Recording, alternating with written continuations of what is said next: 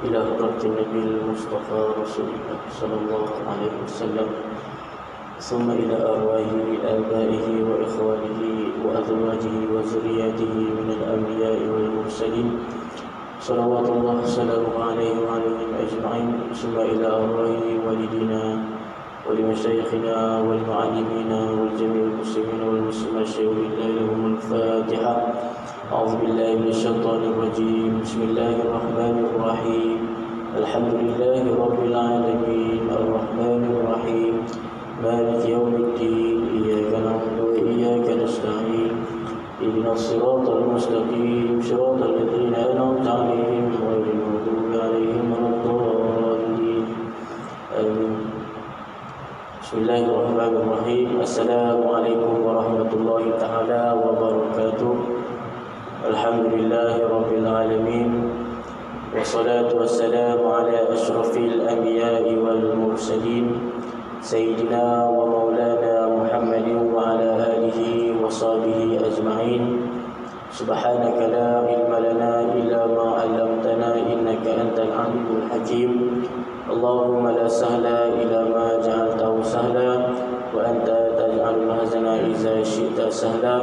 رب اشرح لنا صدورنا ويسر لنا أمورنا برحمتك يا أرحم الراحمين. ربنا زدنا علما وارزقنا فهما صحيحا برحمتك يا أرحم الراحمين. أما بعد. Alhamdulillah, pertama dan selamanya marilah kita banyakkan puji dan syukur kita kepada Allah Subhanahu wa taala. Dengan limpah dan kurnianya Allah Subhanahu wa taala pada malam ini memberikan kesempatan untuk kita menyambung kuliah kita. Seterusnya kita panjatkan selawat dan salam kita ke atas junjungan besar Nabi Muhammad sallallahu alaihi wasallam. Allahumma salli ala sayyidina Muhammadin wa ala alihi wa sahbihi wa barik wa sallim. Yang semati Tuan Pengurusi Barisan Imam Bilal Siap dan seterusnya ahli Jawatankuasa Kuasa Masjid, muslimin dan muslimat, para asatizah, mukminin mukminat, hadirin wal hadirat, hafizakumullah taala, ibu-ibu, ayah-ayah mati Allah sekalian. Tuan-tuan yang mati Allah Subhanahu wa taala, kita sambung bacaan kitab Zahratul Murid. Kita masuk pada muqaddimah fi fadilatil ilmi wal ulama. Muqaddimatun fi fadilatil ilmi wal ulama. Kata musannif rahimahullah ta'ala, qala musannif rahimahullah ta'ala wa nafa'ana bi ulumihi fid darain amin. Kata muallif rahimahullah ta'ala, muqaddimatun fi fadilatil ilmi wal ulama. Ini suatu muqaddimah pada menyatakan kelebihan ilmu dan ulama. Firman Allah Subhanahu wa taala, yarfa'illahu allazina amanu minkum wallazina utul ilma darajat. Artinya mengangkat Allah akan mereka yang beriman, mereka itu daripada kamu, dan segala mereka yang berdiri, yang diberi Allah akan mereka itu ilmu akan beberapa darajat. Tuan-tuan mati Allah Subhanahu wa taala, ini satu mukadimah yang muallif pengarang kitab meletakkan di dalam ataupun di awal permulaan ataupun pembahasan kitabnya selepas daripada mukadimah kitab. Selepas daripada pendahuluan kitab, muallif pengarang kitab dia membawa satu bab ataupun satu tajuk tentang nak menceritakan kelebihan ilmu dan kelebihan ulama. Ini dia tak masuk lagi pada kupasan ilmu akidah, belum masuk, tapi dia nak cerita, nak bahaskan sedikit sebanyak apakah kelebihan ilmu dan kelebihan ulama. Jadi dibawa datangkan satu ayat firman Allah Subhanahu wa taala, yarfa'illahu alladhina amanu minkum walladzina utul ilma darajat. Ayat yang sering kali kita dengar, tuan-tuan. Yarfa'illahu alladhina amanu minkum. Allah Ta'ala akan mengangkat darajat orang beriman daripada kalangan kamu, wallazina utul ilma darajat, dan Allah Ta'ala juga akan mengangkat orang-orang yang menuntut ilmu darajatin, beberapa darajat, iaitu Allah Ta'ala memberikan beberapa darajat, beberapa pangkat, beberapa kelebihan kepada ahli ilmu dan juga orang yang menuntut ilmu. Jadi ini satu perkara yang besar, ini satu perkara ataupun satu kemuliaan yang Allah Ta'ala ganjarkan, yang Allah Ta'ala nak bagikan kepada orang yang menuntut ilmu dan juga kepada orang-orang yang mempunyai ilmu. Jadi dalam ayat ini secara umumnya Allah Subhanahu wa Ta'ala mengagungkan ataupun memuliakan orang yang menuntut ilmu dan juga orang yang mempunyai ilmu. Yakni Allah Ta'ala akan mengangkat derajat mereka di dunia dan juga di akhirat. Derajat di dunia kita boleh tengok kelebihan orang yang menuntut ilmu agama ataupun ilmu-ilmu yang lain, maka dunianya Allah Ta'ala tidak akan buat sia-sia. Ini dunia pun dia dapat.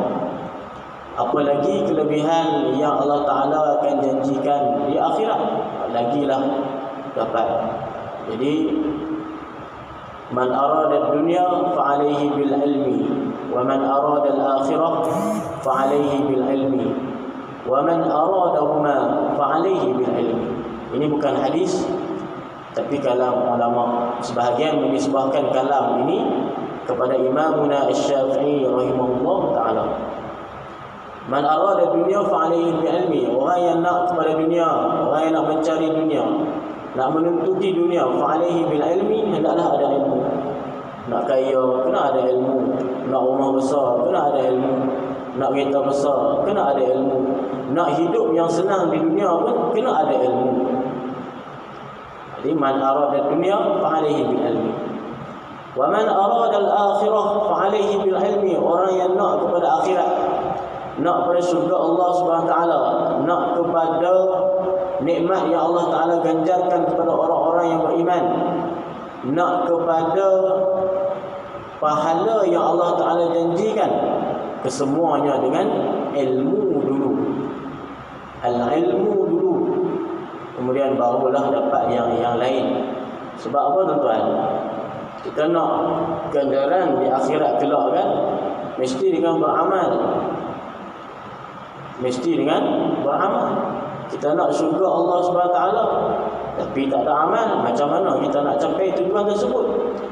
Kita nak pahala yang berlipat kali ganda di negeri akhirat, tapi tidak ada amal, kosong amal kita, amal akhirat kita tak ada. Macam mana kita nak dapat, nak merebut, nak menuai hasil pahala tadi? Sedangkan kita tidak tanamnya, iaitu dengan amal kebajikan yang kita lakukan di dunia ni. Kita nak tuai perkara hasil, tapi kita tidak menanam dia. Itu perkara yang mustahil pada adatnya. Jadi nak beramal pula mestilah dengan ilmu. Nak kita beramal untuk kita nak mencapai cita-cita syurga kita, nak kita nak mencapai matlamat akhirat kita, nak mencapai tujuan akhirat, gandaan pahala yang Allah Ta'ala janjikan, maka dengan amal. Nak mengesahkan amal, nak melakukan amal, maka dengan ilmu. Jadi semua itu terkait. Bahkan orang yang beramal tanpa ilmu, amalnya tersebut rosak, amalnya tersebut ditolak oleh Allah Subhanahu wa Ta'ala. Itu yang kita sangat takut tuan-tuan, kalau kita tidak lepas keilmuan fardu ain kita. Kita takut tuan-tuan, puan-puan, kita tidak lepas amal ibadah kita disebabkan kita tidak mempelajari ilmu-ilmu yang diwajibkan oleh Allah Subhanahu wa Ta'ala untuk kita belajar ilmu-ilmu tersebut. Sebab tu kata Ibnu Ruslan di dalam kitabnya Matan Zubat, barang siapa yang beramal tanpa ilmu, a'maluhu mardudatun la tuqbal. Wa kullu man bighairi ilmin ya'malu, a'maluhu mardudatun la tuqbal.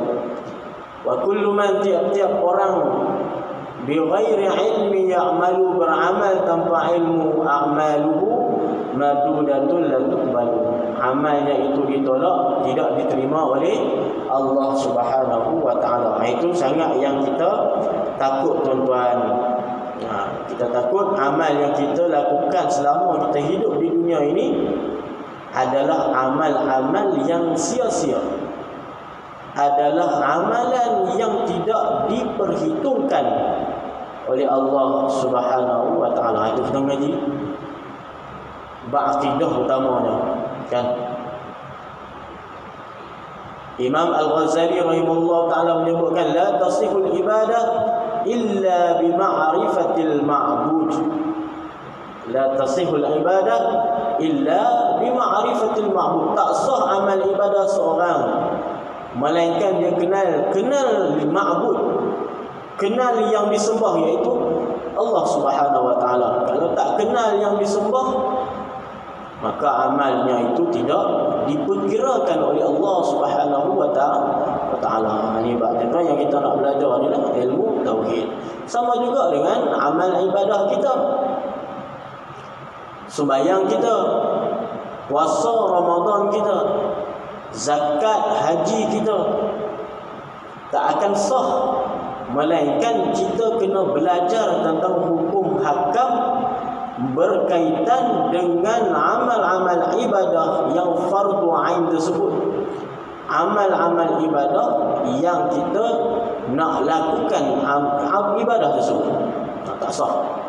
Semayang, kita tak memperhalusi cara semayang kita, tak sah. Sebab tak sah kita semayang tanpa dengan kita mempelajari terlebih dahulu tentang rukun-rukunnya. Kena faham rukunnya, kena faham cara nak niat waktu mana, kena faham niat itu di ketika mana,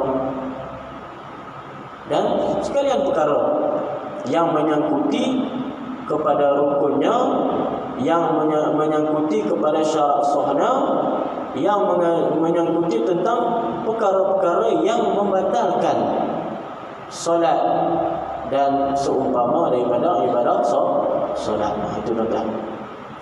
Dan juga dalam ilmu tasawuf sama juga. Kalau seorang tak belajar ilmu tasawuf, mungkin amal yang dia lakukan pun tidak diterima oleh Tuhan.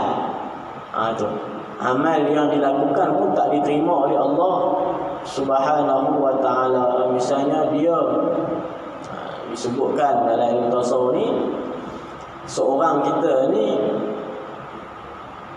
dalam kewajipan kita menjaga perut, misalnya kan, kewajipan kita mensyukuri nikmat perut, iaitu satu anggota daripada anggota yang Allah Ta'ala kurniakan kepada kita, iaitu perut. Kalau seorang itu mencela perutnya dalam makna dia tidak syukuri nikmat perut yang diberi oleh Allah Subhanahu wa taala, maka mungkin amal selama ni yang dilakukan tidak diterima. Apa maksudnya?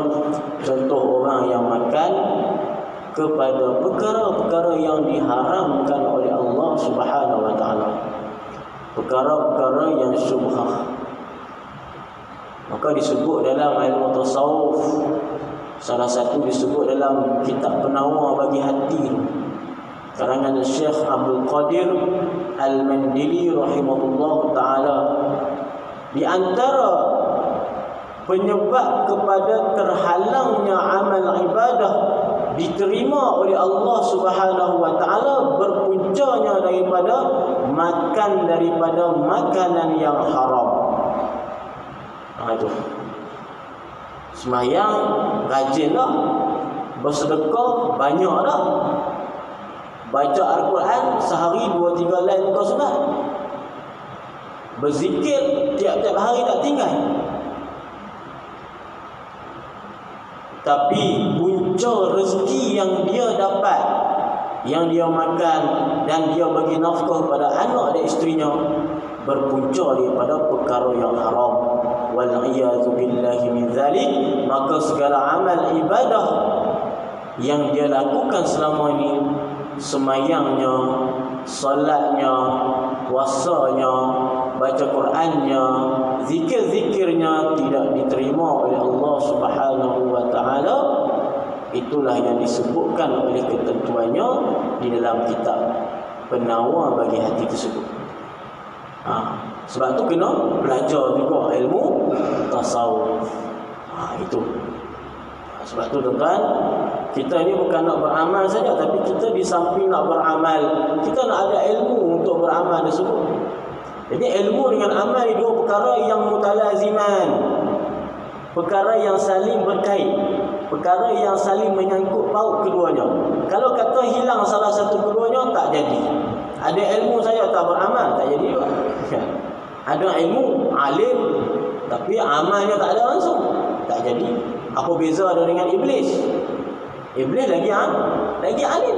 Tok guru besar kepada malaikat adalah iblis. Tapi disebabkan dia tak nak beramal, tak nak beramal dengan perintah yang diperintahkan oleh Allah Subhanahu wa taala kepada dia, maka dia dijanjikan neraka oleh Allah Subhanahu wa taala. Ya iblis, ma mana'aka an tasjuda lima khalaqtu bi yadai. Wahai iblis, Allah taala kata, ma mana'aka an tasjuda lima khalaqtu bi yadai. Apakah perkara yang menyebabkan kamu tak nak sujud kepada ciptaan aku, iaitu Adam? Qala astakbarta am kunta minal 'ali. Allah taala kata, adakah kamu rasa takabur? Qala astakbarta, adakah kamu iblis, kamu rasa kamu itu takabur, kamu rasa itu besar diri? Am kunta minal 'ali, ataupun kamu itu rasa daripada golongan yang tinggi. Rasa takabur, tak nak, enggan untuk sujud sembah kepada sujud secara hormat kepada Adam AS.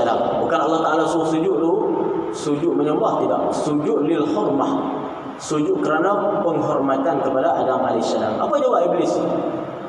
Qala ana khairum minhu khalaqtani min narin wa khalaqtahu min tin. Kata iblis, aku lebih baik daripada Adam. Khalaqtani min nar, kamu ciptakan aku daripada api. Wa khalaqtahu min tin, kamu ciptakan Adam daripada tanah. Tu dia rasa dia itu lebih lagi daripada Adam. Maka dia tak nak, dia enggan, dia tak nak beramal dengan perintah Allah Subhanahu wa taala. Maka punca daripada dia tak nak beramal, walaupun dia alim, walaupun iblis ni jadi tok guru kepada malaikat, tapi dijanjikan neraka oleh Allah Subhanahu wa taala. Itu. Jadi ilmu satu hal, beramal satu hal. Ada ilmu saja tak beramal, tak lengkap juga. Amal saja tak ada ilmu pun tak boleh buat. Beramal banyak habis, tak kira bab akidah dia tak ambil tahu, bab fardu ain tentang fiqh dia pun tak nak ambil tahu, bab tasawuf pun tak nak belajar langsung. Apakah perkara yang menyebabkan rosaknya amal, apakah perkara yang menyebabkan amal itu tidak diterima oleh Allah Subhanahu wa taala, tak nak ambil tahu langsung. Yang dia tahu, aku nak solat, aku nak beramal, sudah cukup.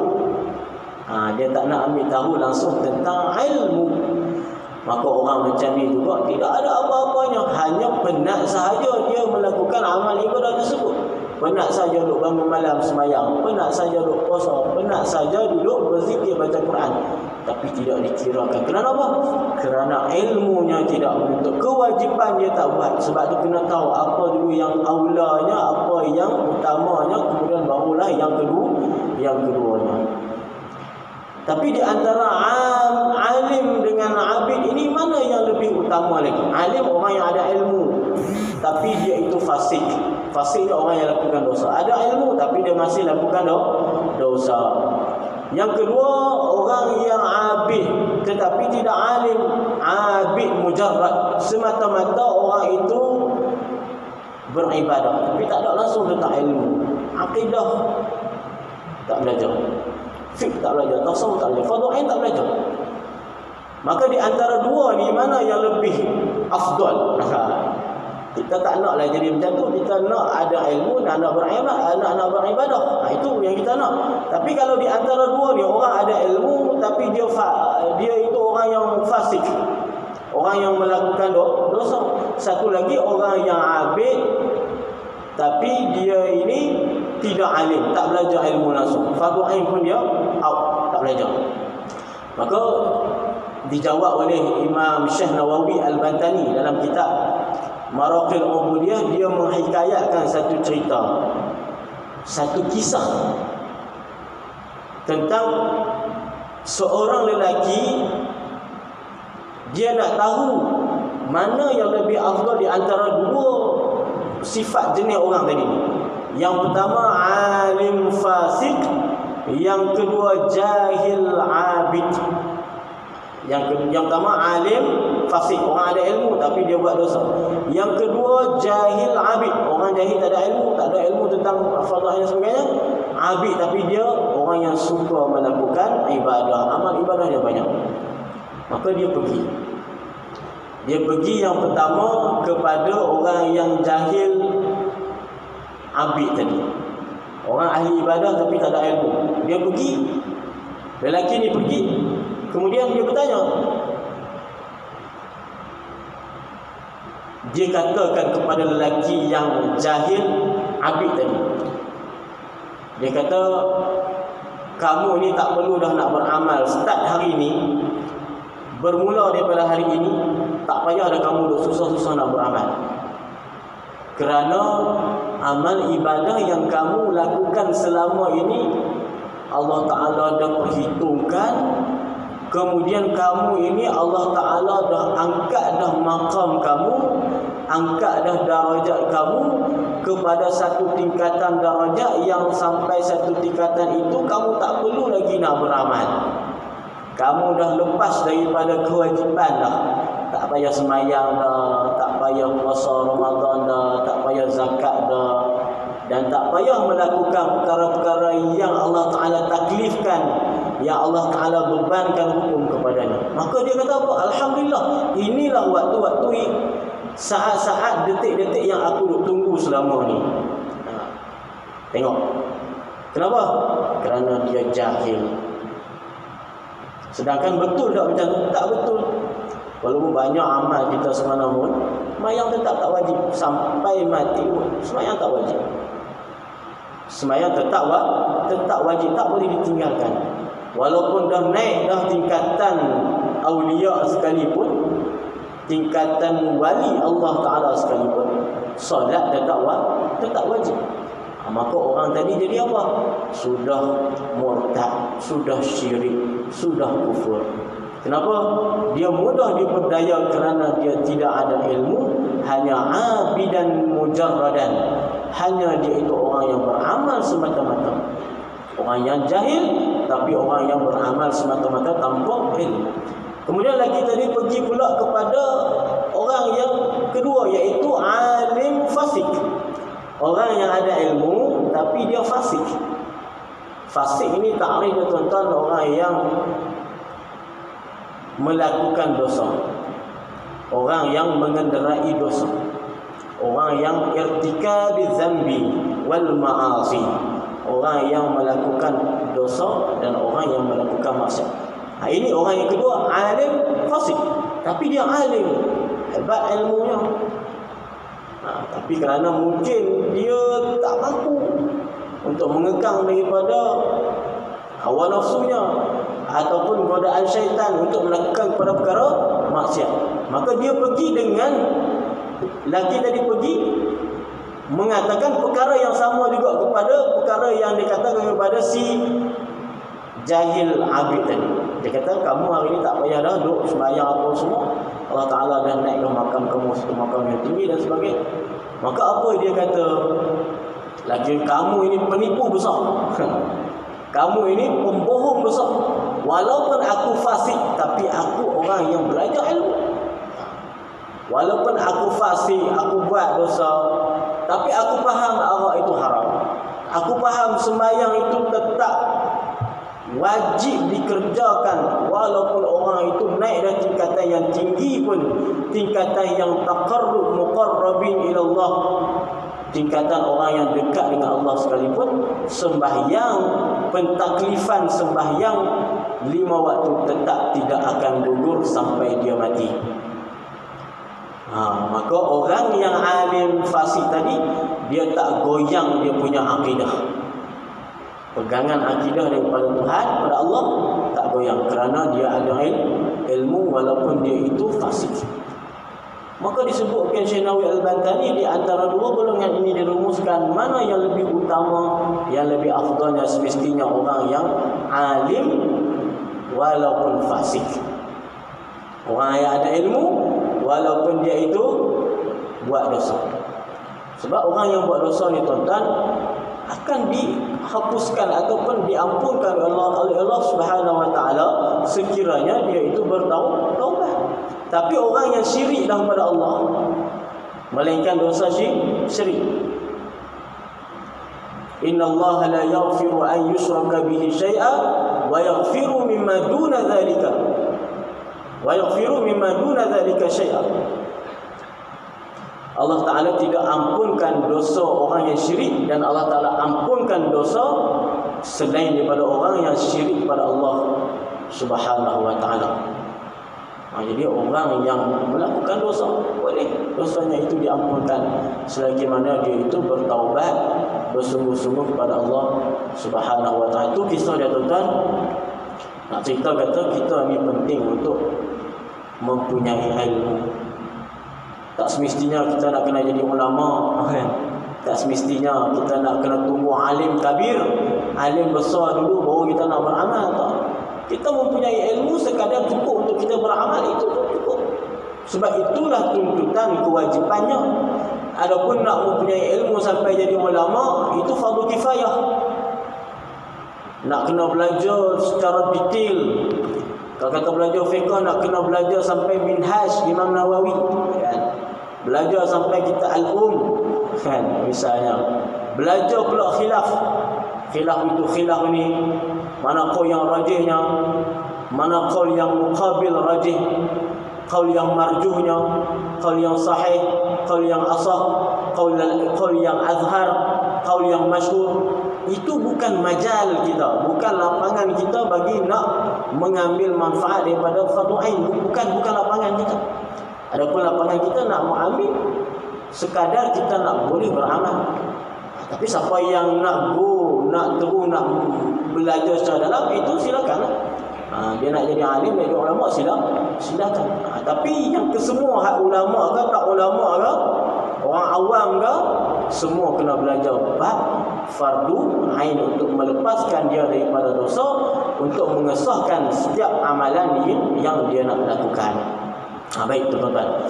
Jadi ayat ni, yarfa'illahu alladhina amanu minkum walladzina utul ilma darajat. Allah Ta'ala mengangkat darjat orang yang alim, yang ada ilmu, dan Allah Ta'ala mengangkat darjat orang yang beriman daripada kalangan kamu. Yarfa'illahu alladhina amanu minkum walladzina utul ilma. Orang yang menuntut ilmu, Allah Ta'ala angkat darjat. Jadi tidak ada kita tengokkan zaman kita pun orang yang pergi menuntut ilmu, khususnya ilmu agama ataupun ilmu yang selain daripada ilmu agama, Allah Ta'ala di dunia pun tidak dihinakan. Bahkan dia itu Allah Ta'ala letakkan pada tempat yang khusus, yang special. Mungkin Allah Ta'ala jadikan dia itu panutan kepada masyarakat. Mungkin Allah Ta'ala jadikan dia itu seorang ulama yang ditunggu-tunggu ilmunya. Dan semalam majlis Syekh Ali Jumaah dan juga Al-Habib Umar bin Hafiz di Putrajaya. Ada tuan-tuan yang pergi tak? Kalau ada kesempatan, alhamdulillah saya pergi. Masya Allah, ramai tengah orang nak keluar dekat masjid pun tak boleh. Kasut tu bertimbun-timbun yang dia orang hantar gambar hari ni dalam Facebook. Kasut hilang, orang balik macam tu kan. Dia tinggal kasut bertimbun-timbun berguni-guni ada. Tinggal tak hilang, maksud orang sempuk orang semua hilang. Tu kita tengok tu Syah semua ulama besar, Habib Umar bin Hafiz, ulama yang menjadi panutan masyarakat Islam, bukan kita saja, di seluruh dunia. Kita tengok Allah Ta'ala angkat darajat mereka. Baik. Okey, kemudian katanya lagi,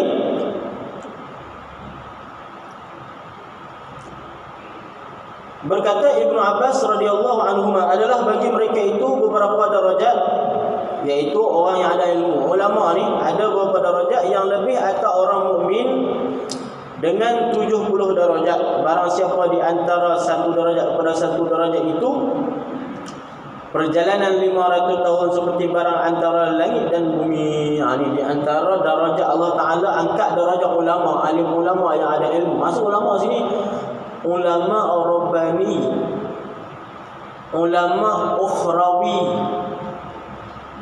ulama yang mengharamkan apa yang diharamkan oleh Allah Ta'ala, menghalalkan apa yang dihalalkan oleh Allah Subhanahu wa Ta'ala. Bukan ulama duniawi, bukan ulama su. Dan dimaksud Allah Ta'ala angkat darajat 70 darajat. Setiap satu darajat itu perjalanan 500 tahun. Seperti barang yang ada langit dan bumi. Nak kata satu darajat kepada satu darajat, itu perjalanan 500 tahun. Maksudnya darajat itu pun tinggi. Ini kinayah apa tuan-tuan? Kinayah kepada kata tingginya darajat ulama yang rabbani, ulama salihin, ulama amilin, ulama ukhrawi yang diangkat darajatnya oleh Allah Subhanahu wa Ta'ala berbanding orang awam, orang mukminin. Ini darajat yang sangat tinggi yang Allah Ta'ala angkat para golongan ulama yang ukhrawi. Sebab kita lagi sebut ini tuan, ada ulama ni ada dua jenis. Ulama ni tuan-tuan ada dua jenis. Yang pertama ulama ukhrawi, ulama yang mukhlisin, ulama yang ikhlas hati mereka itu pada Allah Subhanahu wa Ta'ala. Ulama yang menghalalkan perkara yang halal, mengharamkan perkara haram. Tak ada kepentingan dia, tak ada kepentingan duniawi, hanya nak menegakkan agama Allah Subhanahu wa Ta'ala. Itu ulama ukhrawi, ulama yang mukhlisin. Yang kedua ada ulama su', dia panggil. Ulama su', ulama yang jahat, ulama yang menjualkan kepentingan akhiratnya kerana dunia. Ulama yang menjual kepentingan yang lain demi kepentingan peribadinya. Ulama yang mengikut telunjuk orang yang memerintah kepadanya walaupun perkara tersebut diharamkan Allah Subhanahu wa Ta'ala, hanya semata dia nak kepada tujuan duniawi, nak kepada duit, nak kepada harta sebagainya, dia sanggup menghalalkan perkara yang diharamkan Allah Subhanahu wa Ta'ala. Ulama ini dipanggil ulama su'. Jadi ada dua. Golongan yang kedua ni yang disifatkan oleh Nabi SAW sebagai Dajjal. Tu sampai teratur. Sampai teratur tuan-tuan, Nabi golong kepada golongan orang yang ada ilmu tapi dia silap mempergunakan ilmu dia. Orang yang alim tapi silap mempergunakan ilmunya hanya kerana tujuan peribadi, hanya kerana nak kau harta benda dunia, hanya kerana nak pangkat, hanya kerana nak jawatan yang besar, nak duit yang banyak. Maka ulama ini digelarkan ulama su' dan digelarkan oleh Nabi SAW dengan Dajjal. Itu Dajjal. Sebagaimana Dajjal ni menyesatkan orang ramai, maka ulama jahat ni pun menyesat orang ramai daripada al-haq, menyesatkan orang ramai daripada kebenaran. Kebatilan dia kata kebenaran, kebenaran dia kata kebatilan. Dia duk pusing-pusing situ kerana ada tujuan peribadi, kerana ada keuntungan dunia, kerana dia nak kepada perkara-perkara yang menguntungkan bagi dirinya. Ulama ni digelarkan Dajjal. Nabi sallallahu alaihi wasallam kata, ana min ghairi dajjal wa akhwafu alaikum minad dajjal. Aku bukanlah pada kalangan Dajjal. Wa akhwafu alaikum minad dajjal. Aku takut kepada kalian daripada Dajjal ni. Qalu ma hiya ya Rasulullah. Kemudian sahabat tanya, siapa yang kamu gelarkan sebagai dajjal ni wahai Rasulullah? Qala ulama su. Nabi kata ulama yang jahat ni yang digelarkan sebagai dajjal. Ini kita kena pilih tengok jugalah tuan-tuan. Kan? Jadi ulama yang kita nak ikut ni ulama yang ukhrawi tadi. Tapi yang ulama su tak boleh kita ikut. Kerana apa? Dia nak menyesatkan kita. Kenapa kita nak ikut? Dan ini disuruh oleh Nabi SAW, jangan kita ikut. Kita kena elakkan daripada ulama-ulama tersebut ataupun digelarkan sebagai dajjal. Jadi perjalanan ataupun darajat yang Allah Ta'ala angkat di antara alim ulama, orang yang punya ilmu, dengan orang yang biasa, 7 darajat. Dan setiap satu darajat itu 1, 2 nak sampai kepada 7 darajat itu panjangnya, lamanya, tingginya seperti perjalanan 500 tahun. Ini kinayah, kiasan kepada tingginya makam orang yang mempunyai ilmu, yang mukhlisin, ulama yang mukhlisin, ulama ukhrawi di sisi Allah Subhanahu wa taala. Baik. Dan sabda Nabi sallallahu alaihi wasallam, talabul ilm fariidatun ala kulli muslimin wa muslimatin. Menuntut ilmu itu fardu ain atas setiap muslim laki-laki dan muslimah yang perempuan. Baik, kita kena highlightkan di sini pada hadis Nabi ni. Hadis ni sangat masyhur, talabul ilmi fariidatun ala kulli muslimin, wa fi riwayatin, dalam riwayat yang lain, talabul ilmi fariidatun ala kulli muslimin wa muslimah. Muslimin, hadis yang pertama sebut muslimin saja. Hadis yang kedua sebut muslimin wa muslimah. Tapi makna yang sama. Sebab bila sebut muslimin aghlabiah dah. Bukan makna muslimin itu lelaki saja, tak. Masuk pada muslimin itu perempuan. Hadis yang kedua dibezakan, muslimin wa muslimah. Itu orang Islam lelaki dan orang Islam perempuan. Jadi yang dikatakan Nabi, talabul ilmi faridatun, menuntut ilmu itu fardu ke atas semua orang Islam. Yang menjadi pertanyaan kita, ilmu apa? Kalau kata talabul ilmi itu masuk semua ilmu, wajib ke atas kita fardu ain, jenuh. Kan? Tak ada siapa yang nak mengaji semua ilmu ni. Maksudnya ilmu tentang mekanik. Kan? Ilmu mekanik, kita ada orang yang di bidang tu dia dah belajar. Maka kalau masuk juga ilmu tu dalam disebutlah hadis Nabi, semua kita berdosa. Sebab bukan semua kita pandai tentang otomotif. Dia panggil otomotif, ilmu mekanik tu. Bab engineer, bukan semua kita. Bab kedoktoran, perubatan, bukan ke semua. Jadi yang dimaksudkan dengan Nabi sini talabul ilmi, ini ilmu apa? Itu menjadi soalan kita. Jadi dihuraikan hadis ini, ditafsirkan oleh ulama.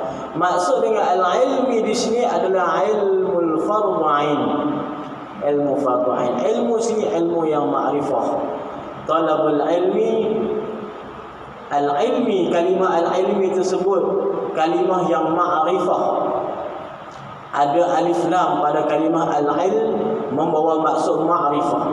Makna ma'rifah dalam ilmu bahasa Arab dia panggil sesuatu yang sudah ditentukan, sesuatu yang sudah ditakyinkan, ditentu, sesuatu yang sudah dikenal. Maka apa yang disebutkan al-ilmi di sini adalah ilmu fardhu ain, iaitu yang kita belajar ilmu aqidah, ilmu fiqh dan ilmu tasawuf. 3 ilmu ni yang masuk pada faridatun, ilmu yang menjadi wajib. Adapun ilmu yang selain daripada ilmu yang 3 ini, maka wajib juga, tapi wajib ala kifai, wajib ala kifayah, wajib ke atas fardu kifayah, bukan fardu ain. Baik. Jadi talabul ilmi faridatun ala kulli muslim wa muslimah. Riwayat daripada Ibnu Abbas radhiyallahu anhuma, daripada Nabi sallallahu alaihi wasallam bersabda pada doanya, Allahumma ighfir lil muallimin wa barik lahum fi abdanihim wa atil fi a'marihim. Artinya, hai Tuhanku, ampun olehmu bagi segala orang mengajar, dan berkatkan olehmu pada badan mereka, dan panjangkan olehmu pada umur mereka.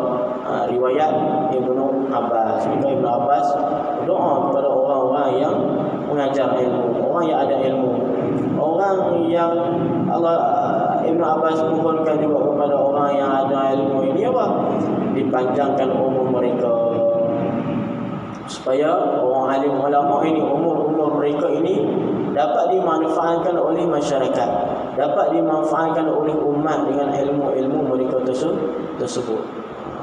Jadi ulama ni bila turun tempat kita, dia membawa rahmah, dia membawa maghfirah, dia membawa satu rahmat, membawa satu keberkatan di dalam satu tempat tersebut. Sebab itu tuan-tuan, kalau ada alim ulama yang hebat, yang masyhur mereka ini, kan, maka hendaklah kita ini sekadar dengan mampunya hendaklah kita mentakzimkan ataupun pergi jumpa, mengambil istifadah, mengambil faedah-faedah, muti-muti mutiara daripada mereka.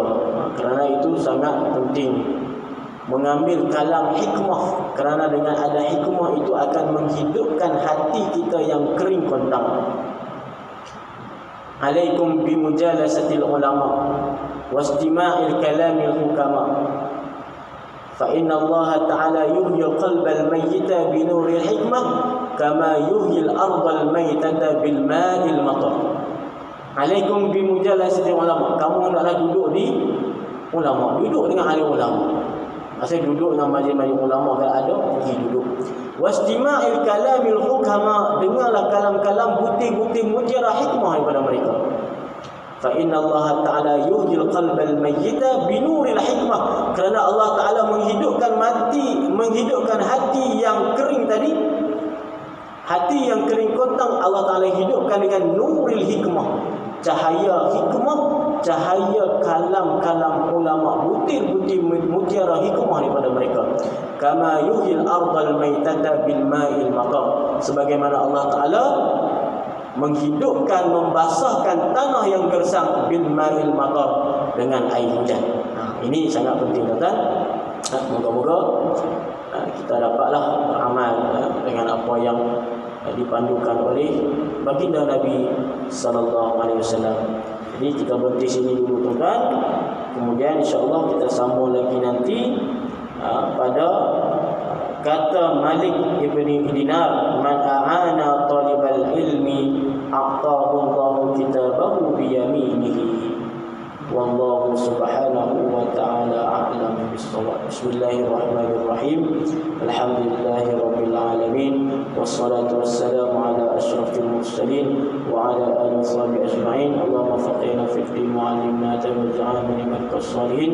Allahumma ij'al jam'ana hadha jam'an marhuma wa tafarraqna min ba'dihi tafarruqan ma'suma. Rabbana atina fid dunya hasanah wa fil akhirati hasanah wa qina adzabannar. Alhamdulillahi rabbil alamin. Assalamualaikum warahmatullahi wabarakatuh.